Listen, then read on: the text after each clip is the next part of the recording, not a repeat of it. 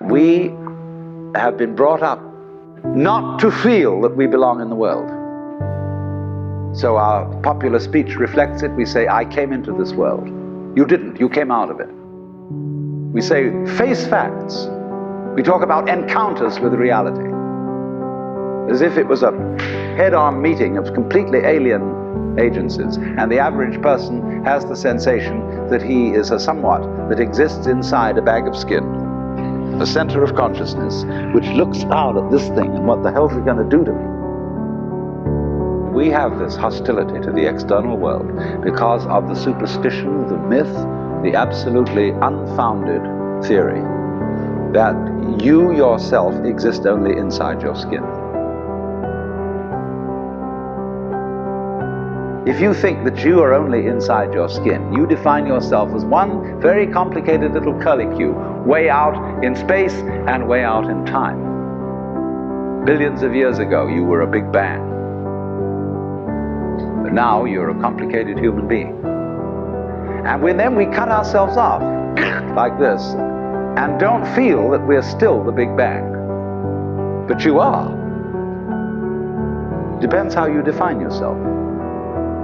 You are actually, if this is the way things started, if there was a Big Bang in the beginning, you're not something that is a result of the Big Bang. You're not something that is a sort of puppet on the end of the process. You are still the process. You are the Big Bang, the original force of the universe coming on as whoever you are. See, when I meet you, I see not just what you define yourself as, Mr. So-and-so, Miss So-and-so, Mrs. So-and-so. I see every one of you as the primordial energy of the universe coming on at me in this particular way. I know I'm that too. But we've learned to define ourselves as separate from it. And so what I would call a kind of a basic problem we've got to go through first is to understand that there are no such things as things, that is to say, separate things or separate events. That is only a way of talking. And if you can understand this, you're going to have no further problems. I once asked a group of high school children, what do you mean by a thing? And first of all, they gave me all sorts of synonyms. They said it's an object, which is simply another word for a thing. It doesn't tell you anything about what you mean by a thing.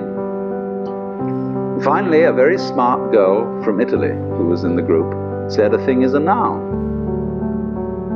And she was quite right. A noun isn't a part of nature, it's a part of speech. There are no nouns in the physical world. There are no separate things in the physical world either. So the world doesn't come thinged, it doesn't come evented. You and I are all as much continuous with the physical universe as a wave is continuous with the ocean.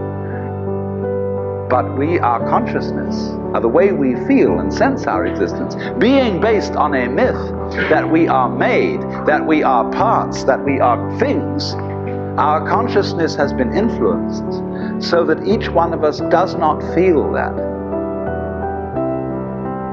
We feel we have been hypnotized, literally hypnotized, by social convention into feeling and sensing that we exist only inside our skins.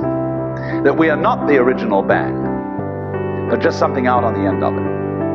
And therefore we are scared stiff. Because my wave is going to disappear. And I'm going to die. And that would be awful. We've got a mythology going now, which as Father Maskell put it, we're nothing but something that happens between the maternity ward and the crematorium. And that's it. And therefore everybody feels unhappy and miserable. You know, this is what people really believe today. And that is our basic, plausible common sense. You are a fluke. You are a separate event. And you run from the maternity ward to the crematorium, and that's it, baby. That's it.